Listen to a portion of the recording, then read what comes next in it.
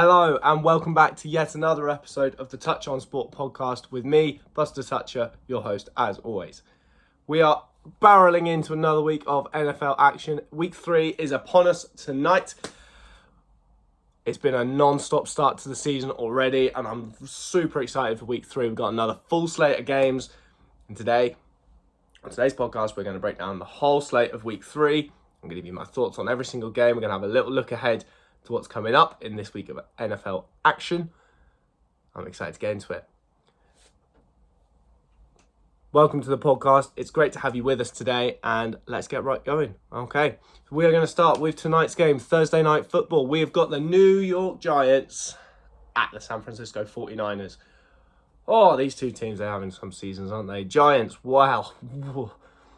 First 6 quarters of the season, first game and a half, nil point, no points, nothing. Didn't get anything going on offense. Blown out by the Cowboys, struggling against the Cardinals of all teams. I mean, oh my goodness, and this is going to be a long year for the Giants. They come back, they rally, they get it going late. They get the win. Wow. Daniel Jones played great in the second half. He got them back into the game. He got them the win. Huge for their season. Get them going. Get them rolling. Get them in the win column. They needed it in their division. They need to get those wins. Niners looked great week 1 against the Steelers. Didn't have their best game last week against the Rams, but they were able to do enough. They have so many stars on this team that eventually everyone plays C game. Late in the game, they come through, and 1, 2, 3 of their many stars will do enough to get them the win. This week just gone. It's McCaffrey on the ground. Deebo Samuel doing what he does, bulldozing over people. Fred Warner, middle linebacker, making a play, making a sack. There's so much depth on that team. This game tonight, questions around the health of the Giants. From the looks of it, from what we've heard, I believe Saquon Barkley is out. I believe Andrew Thomas, the left tackle, is out. I think they're down another couple starters as well. How are they going to look without Saquon? How's Daniel Jones going to go with this offense? They had a bit of a breakout game last week on offense, but Saquon is he's their star offensive weapon, their piece, their go-to, the checkdowns, the running game. Are his backups going to be able to fill in for him? Probably not at to the same level, but they need something from that running game if they're going to have any chance against this Niners defense that it started well against Pittsburgh last week. Was a bit, they kind of played soft zones against the Rams and the short passing game. They kind of let them eat them up a little bit. And second half, both games so far they've been strong in the second half. If they keep that up, they make their adjustments. The Giants are going to have to get something going on this Niners team. It'll be interesting to see how the Niners bounce back from what, let's be honest, was a C game for them all, for Brock Purdy. But they have the stars, they have the talent. This is their home opener. Interesting to see how they go. Will they continue to ride Christian McCaffrey? Will they start to tote the ball with a few other guys, give a few other looks, get Deebo running a bit more, get George Kittle involved in the passing game? We're not sure if Brandon Ayuk's going to play on the outside. So just injury questions for both these teams. And it'll be interesting to see how they go, how they carry on from where they left off. The Giants flying on offense. The Niners, not their best game, but doing enough to get the win. For me, in this game, the Niners have too much star power for the Giants. I don't think it's going to be a blowout, but I think they'll be relatively comfortable in getting this win. But we'll see how it goes tonight. It should be, hopefully, a good game. Okay, let's move on to the Sunday slate, and we'll start with the early games. First up, we've got Indianapolis Colts at the Baltimore Ravens. Two teams that have been hit by the injury bug. Okay, for the Colts, they got the win last week against the Texans. They started great. Anthony Richardson running the ball, 2 rushing scores. That second score, though, gets a concussion. Is he going to play? We don't know yet, and missed practice on Wednesday. We'll see if he's able to come back. If not, they've got Gardner Minshew. He was able to hold on and manage the game kind of for them in the second half and throughout the rest of that game. And they were ahead, so they could run the ball. They could just play conservative against this Baltimore team that's coming off a win over their division rival Bengals. that's starting to look better at passing the ball. Lamar Jackson, he's getting that balance between running and throwing. They've got weapons. We know they're down on a running back. They've got questions about Jackson himself has a little bit of a question injury, but OBJ, they've got Ronnie Staley is injured. They've got Linderbaum, their center, is injured. I mean, we always say it about Ravens and their injury questions. That is the only question with this team. This team is strong. It's got a good defense, strong running game with Jackson and their other running backs. They've got the passing game now as well. So if they can just keep going, I think they're going to have enough for this Indy team. If it's Richardson, they're going to run the ball with him and they're going to be looking to just get improvements from him again. If it's Gardner Minshew, we know what Minshew is. He's a backup. He's going to try to manage the game. But they're a little low on the talent front, on the receiving core. And so I think the Ravens have this game. I don't think it's going to be a blowout or anything. I think it'll be tight, especially with the Ravens having injury niggles. I think they're going to look to run the ball and they look to try to manage this game. And it'll be comfortable enough. But it should be an interesting game. Our next game we're going to have a look at is the Denver Broncos at the Miami Dolphins. Two teams who have, let's be honest, contrasting starts to the year. I mean, the Broncos 0-2. They lost to the Commanders last time at home. They nearly got themselves back into the game with a Hail Mary that bobbled and landed and then was caught in the end zone and had the 2-point attempt to tie it and failed on that one. And then you got the Dolphins who 2-0. One of the favourites for the Super Bowl now. Tua's one of the MVP favourites now. They're passing the ball. They're getting it to their targets. They've got speed. Raheem Mostert is running the ball well, scoring touchdowns. This defense is starting to click into gear with Vic Fangio, and they're looking good. How are they going to go against this Broncos defense that, as well as it hasn't played up to expectations so far, I'd say. I think there's talent on this Broncos defense. I like the pieces they've got. I like Randy Gregory on the D-line. I like Patrick Surtain in the secondary. I'm looking at them, I'm thinking, why are you not helping your offense out? I mean, they've been starting games offensively really well. The first half of the games, Russell Wilson, when he's playing on script, they've been able to score points. They've moved the ball. They've looked great. It's the second half when, they've scored the points and they're looking to try and manage the game. Then they've just kind of gone nowhere. And the defense hasn't helped them out at all. I think the defense needs to take a step up, and they'll have to in this game against this Miami offense that has been flying. I think they're going to have to take a step up. I think Russ he's been great in the first half. If he can just keep that going into the second half, keep them in this, I think this game's going to be close. You look at an 0-2 team, going to a 2-0 team, a team that's not been playing great against a team that's been playing really great. You think it's going to be a blowout? I don't think it's going to be that. I think it's going to be a close game. But the weapons Miami have and the question marks about late in the game of what we've seen from Russ in the second half, I think Miami wins this one. But I think it is a close game, and I think it'll be a really interesting game to watch as well. We'll move on to the Atlanta Falcons at the Detroit Lions. And, interesting game for me, this one. I mean, the Lions, we know they score points. We saw it last week. They had the shootout game against the Seattle Seahawks at home, which they lost in overtime, of course. And then the Falcons had the fourth quarter comeback victory over Green Bay. Jeez, this game looks spicy. I mean, we know Lions are going to put up points. This Falcons defense isn't bad. There's some talent there. There's some pieces. It's not amazing, but it's not bad. There's some pieces there. And they're playing okay. We know they're going to put up points. Detroit, similar. Defense is okay. There's some pieces. It's not great, but it's not bad. The Falcons are going to run on them because they run on everyone. That's what they want to do. That's what they want to do is they want to hand the ball off and run. Beat John Robinson, Algier.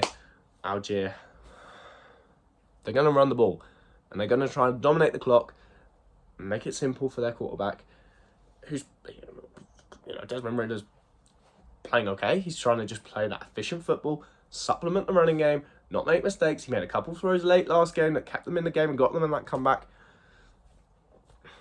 I like it. I think the Lions win this game because offensively they will score points. They're at home, in the dome. Jared Goff will throw the ball, and I just don't think when you're running the ball and Desmond Ridder's your quarterback and you need him to make some plays, I don't think you can keep up with this Lions offense that will score points. And started to click into gear last week. And it's not a bad Seattle defense either. So I think the Lions hold on for this one. But I think it'll be high scoring and I think it'll be an entertaining game. Okay, let's move on to the LA Chargers at the Minnesota Vikings. And, well, let's be honest. The Chargers last week lost in overtime in a coaching mismatch to the Titans. I do not believe Brandon Staley will be their coach next year. I think they'll keep him for the rest of this season because that's who the Chargers. They're not going to fire in season. But I don't think next year Brandon Staley will be around if it keeps going this way. I mean, their offense is putting up points. They're scoring. They're moving the ball. Justin Herbert is playing really well. All right, they're slugging a little bit to get it all the way into the end zone all the time, but they're playing well and they're putting up points and giving themselves a chance. And their defensive head coach can't make the adjustments to win them the games late and keep the other team from scoring.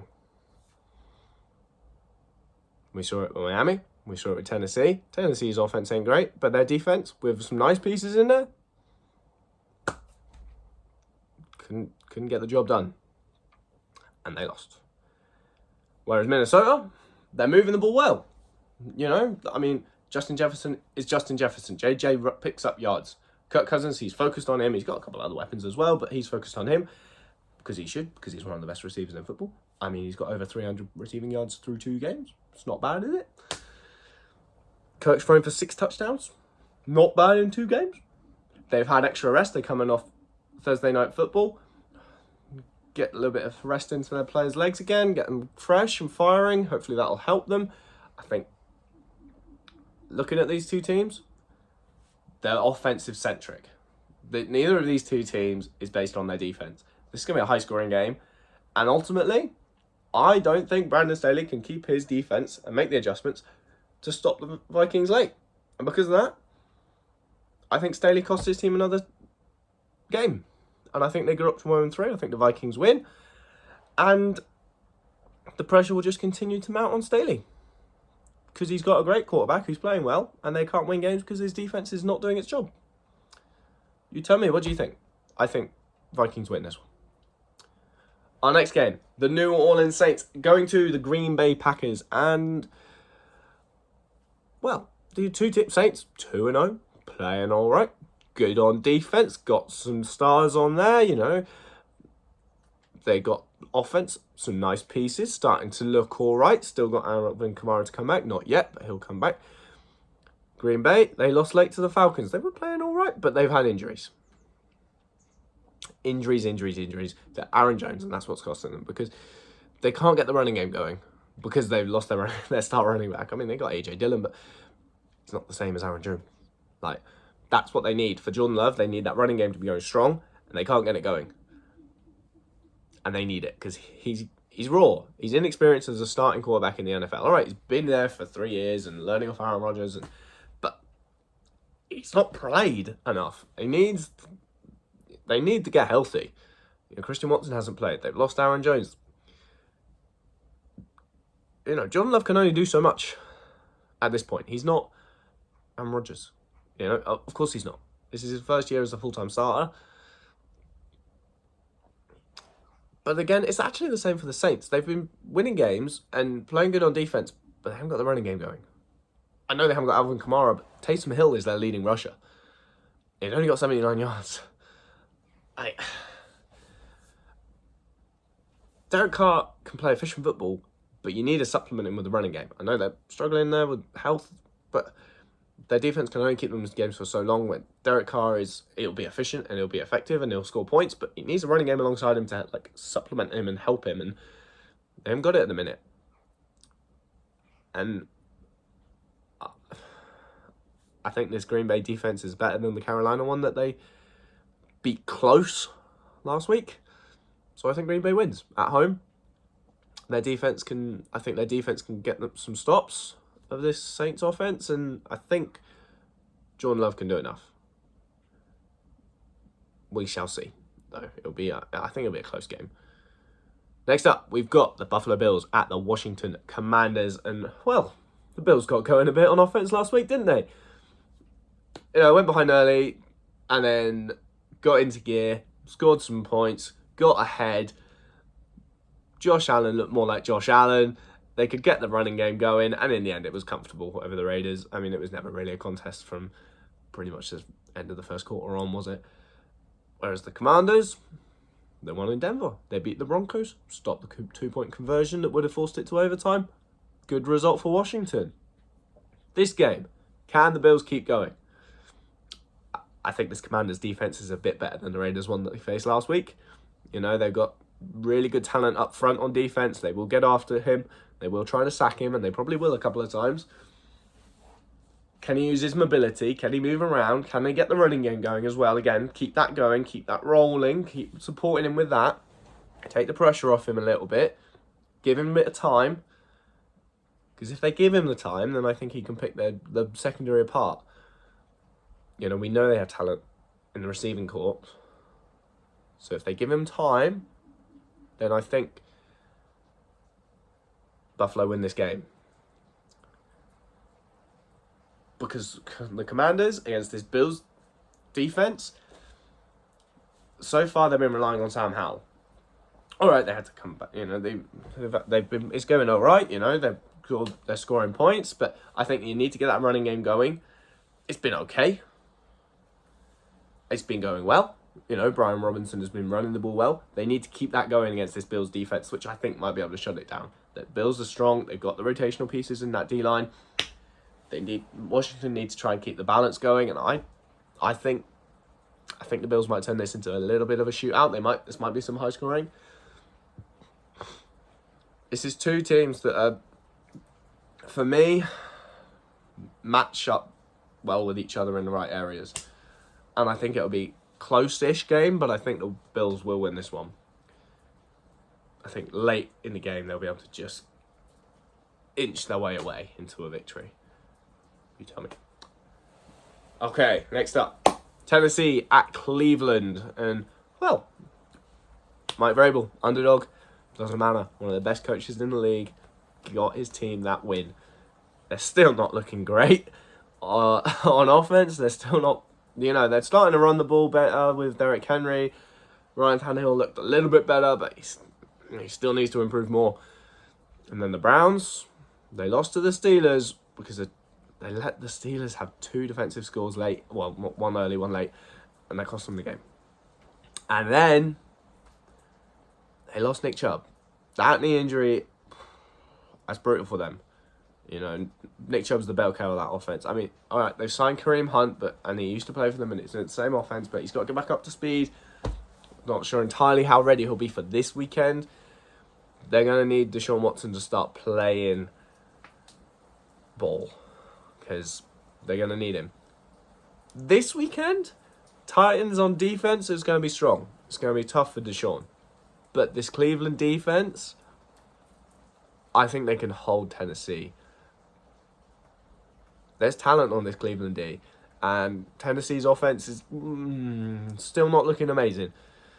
So I think the Browns' defense this week gets them through. I think we need to see a step up from Deshaun, and he's had moments, but he's also obviously had the two turnovers that went into touchdowns last week. So we need to see him be consistent, move the ball, move his legs when he needs to, be efficient passing, just do enough to take the dub that I think their defense is going to present to them this week. All right, let's move on to a AFC East divisional matchup with New England at the New York Jets. And, these two teams coming off losses, both of them. New England, Monday Night Football, lost to Miami. The Jets, let's be honest, they got blown out by the Cowboys. The matchup in this game is how will Zach Wilson do against Bill Belichick's defense. Last week, the Cowboys forced it onto his arm, and he couldn't get it done. The Jets need to give the ball to Breece Hall more than 4 times. They gave Breece Hall 4 carries. All right, they were behind, and they needed points, but you got a struggling quarterback. Give it to your running back, who is explosive and can make gashing gains through a defense. Give him the chance, at least early. Give him more than 4 carries. I mean, they need to do that if they want to have a chance. This Jets defense is going to keep them in it against a New England offense that is struggling. They need a number 1 receiver, and they just don't have it for Mac Jones. And, you know, they've got some nice pieces. They've got running backs. They've got tight ends. They've got some complementary receivers. They ain't got the number 1, and Mac Jones is struggling because he hasn't got that number 1 guy who can just go up and get the ball for him. And he needs it. And I think that this Jets defense will absolutely shut Matt Wilson down and keep the Jets in this game. And if they can give the ball to Breece Hall more than 4 times, they take a bit of the pressure off Zach Wilson, then for me, the Jets win.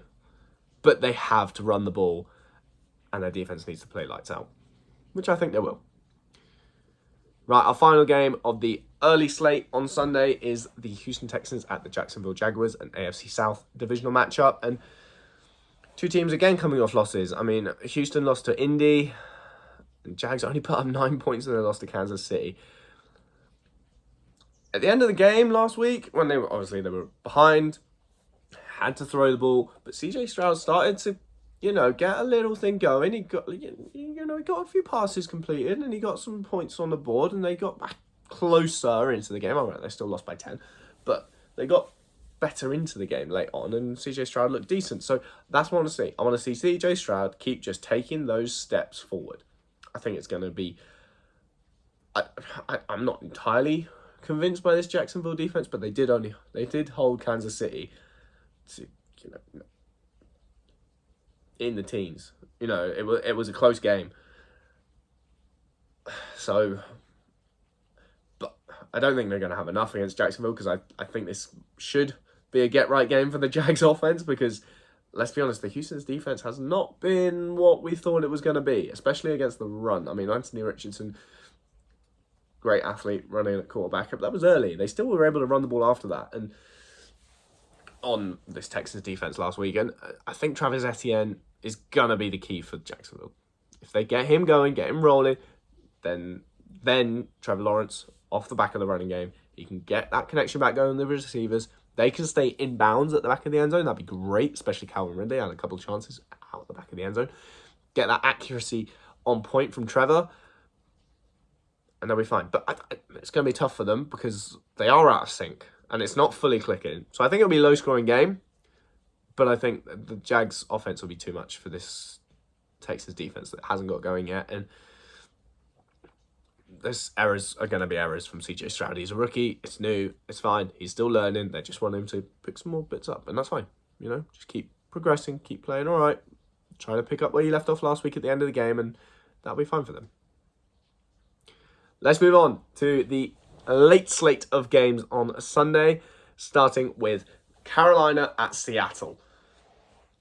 Oh, Carolina lost close, didn't they? They nearly got that win for Bryce Young, but it wasn't to be late against New Orleans. Seattle, they lost a shootout in overtime. Won their shootout in overtime against the Lions. They got the result. They got it done. They kept themselves in the game, and they got the winning score in overtime. And well done to them. That we always knew the Lions were going to score points there. That's what they do. They're an offensive team that just puts up points. And Seattle went there, and they said, okay, we're going to go toe-to-toe with you. We're going to score points too. And we're going to outscore you in overtime. We're going to get the score in overtime. We're going to get the win. Fair play to them. They got receivers. They got talent. I mean, their starting 3 at receiver is great. I mean, Metcalf and Lockett, we know what they are. And then they got the first rounder in Jackson Smith and Jigba, who's settling in all right. And you can settle in when you're behind Metcalf and Lockett. And that's a great landing spot for him. And Geno Smith, he's moving the ball around to them nicely. So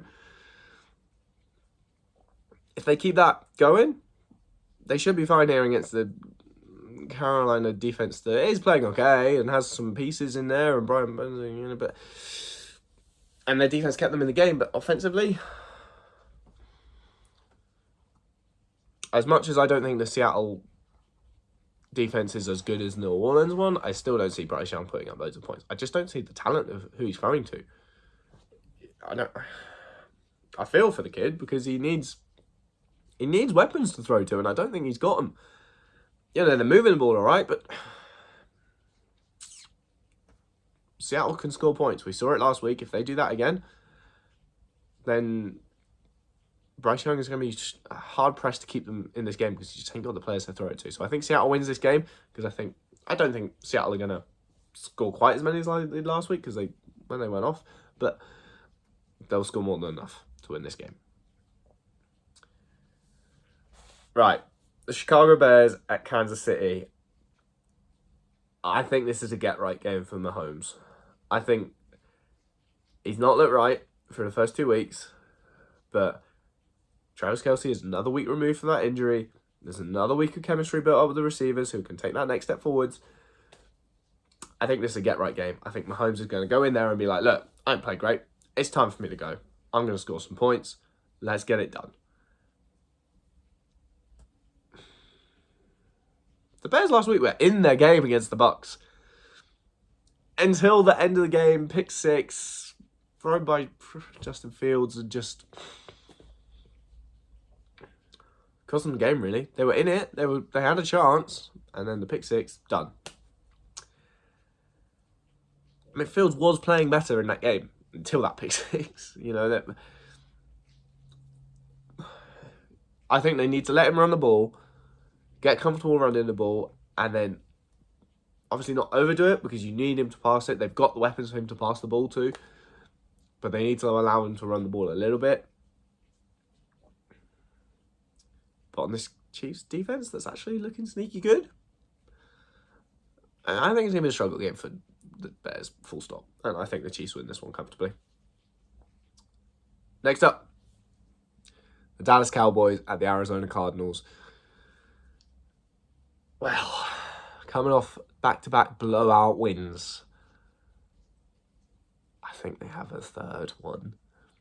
Arizona fought with so much fight last week and got off to a great start against the Giants, just could not hold on to it in the second half. I mean, they are fighting for Jonathan Gannon. They are going out there and trying their best to play their best football. I just think they ain't got the talent. I mean, it's this Cowboys defense that is just going to fly at them and swarm and just get after them.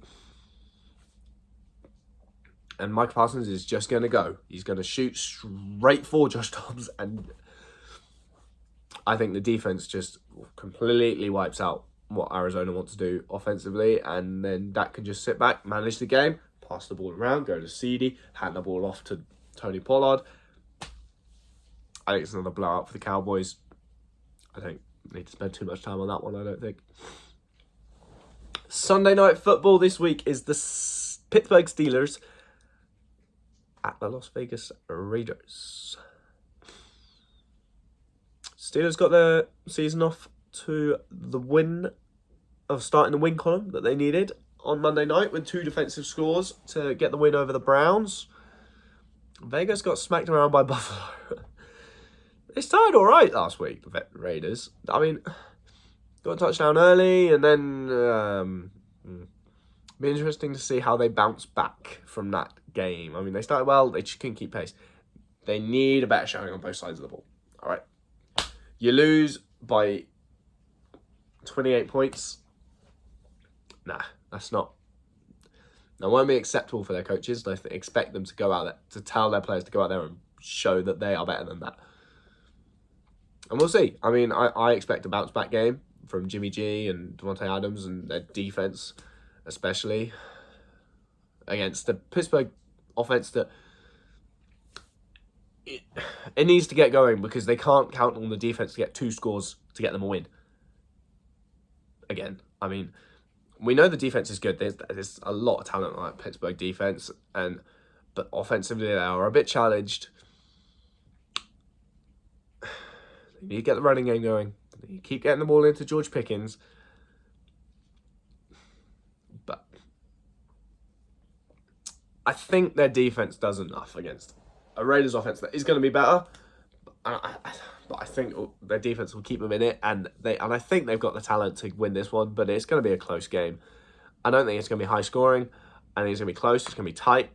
I think late on the Steelers will have enough. But We shall see. Right, we got another Monday Night Football doubleheader, starting off with the Philadelphia Eagles at the Tampa Bay Buccaneers. I mean, talking about extra rest. Thursday Night Football to Monday Night Football for the Eagles, and I mean, they're coming off a win. They got their offense going. You know, they got the couple of deep shots to Devontae Smith, and they played all right, and they looked decent, and started to get the running game going because they were ahead, and they're good. And the question for Philly is their passing defense on the back end. I mean, it was always going to be hard to replicate 71 sacks from last year. I think they'll do all right as they get going through the year. I mean, Jalen Carter looks like he's settling in absolutely fine, but 71 sacks is a lot to replicate, and I think they'll take a step back on that, and that's going to put a bit of pressure on their defensive secondary, which is struggling a little bit.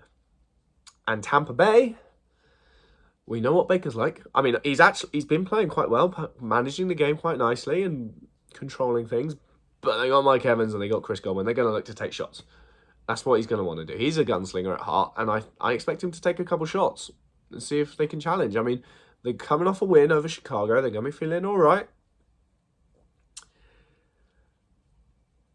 I think he's going to take a couple shots, and I think a couple of them will come off, and I think they'll score some points in this one. Ultimately, I think the Chiefs can run the ball on this Tampa Bay defense, which is decent, but I think they'll be able to run Eagles can run the ball on this Tampa D, and that'll be enough for them to get this result. It'll be an interesting game, and I think they will concede some points, but I think they get the ground attack going and they grind out a win here. Final game of the week: Rams at Bengals. Bengals. Rams at Bengals. I mean, the Rams kept themselves in it last week against the Niners. They ultimately didn't quite have enough after the couple of defensive adjustments, but we went into the season with them having one of the supposedly most talent-deprived rosters in the league, and they kept themselves in it against, all right, divisional rival, and you know them, but that Niners team is one of the most talented rosters in the league. For Cincy, things aren't quite looking so sunny. They're 0-2. We don't know if Joe Burrow is going to play. That calf, he aggravated it. And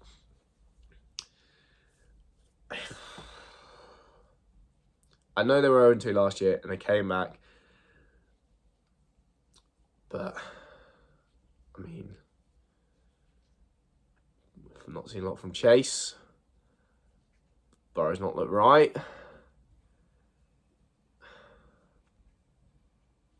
It's going to be tough for them, man. They need to get something going. We don't know if Burrow's going to play, and I mean, we'll see. For the Rams, they had it going all right. They had a couple of interceptions that cost them at the end of the game, and just couldn't quite keep pace with the Niners. But you know, that's no mean feat keeping themselves in it until late. You know, against that Niners team, and I think they'll be bouncing off that, but I think the Bengals win this one. I think it's going to be a close game. But for me, this is a Bengals win. I'm not entirely convinced in myself. And, you know, it's a hell of a call to say that the Bengals, who have questions about their quarterback's health, are going to win. But I think they do get the season going. Because if they go to 0-3, it's looking questionable for them for the rest of the year already. So I think the Bengals can win this one. But we'll have a closer look at both Monday Night Football games on Monday on our review. I hope you've enjoyed today's breakdown of the slate of games. It's been a joy for me to bring it to you. I hope you've enjoyed today's podcast. Please do make sure you like and subscribe like the video, subscribe to the channel. I will be back, as I said, on Monday for our next review of the weekend and a little breakdown of what happened where. In the meantime, check out some of our other podcasts. I'll see you later. Have a lovely rest of your day. Bye-bye. Thank you for listening.